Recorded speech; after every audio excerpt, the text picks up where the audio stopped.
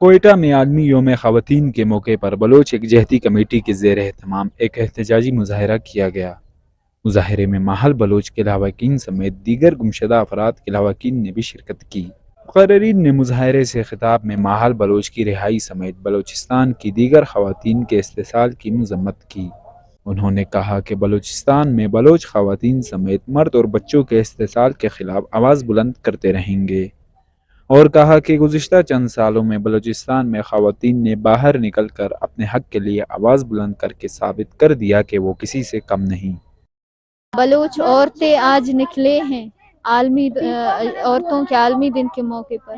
ہمارا استحصال معاشرے سے نہیں، ہمارے مردوں نے نہیں کی ہے، بلکہ ہمارا استحصال ریاست کر رہی ہے۔ میرا پیغام یہی ہے کہ دنیا میں جب دیکھتے ہیں تو آج وومنس ڈے پہ ساری عورتیں اپنے خلاف جو ظلم و زوراکی جو کی جاتی ہے ان کے خلاف، اس کے خلاف نکلتے ہیں، لیکن یہاں بلوچستان میں، پاکستان میں عورتیں خود ہوتی ہے وہی ریاست کی طرف سے گمشدہ کی جاتی ہے۔ حالانکہ باقی ملکوں میں ریاست اپنے عورتوں کی حفاظت کرتی ہے، لیکن یہاں پاکستان میں ریاست خود عورتوں کے لیے خطرہ ہوتی ہے۔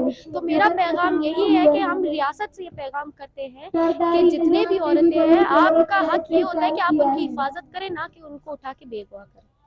داخل سال در پدر رول تینا چنار کی، لیکن یہ جا کر کوشش کرے۔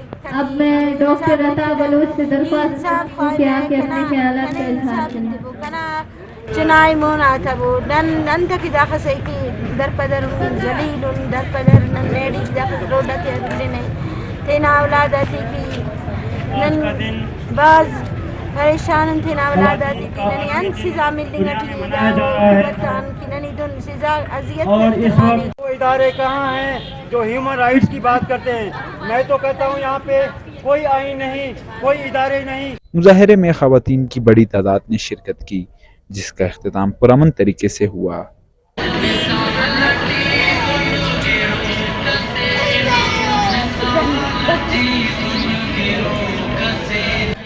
Wash news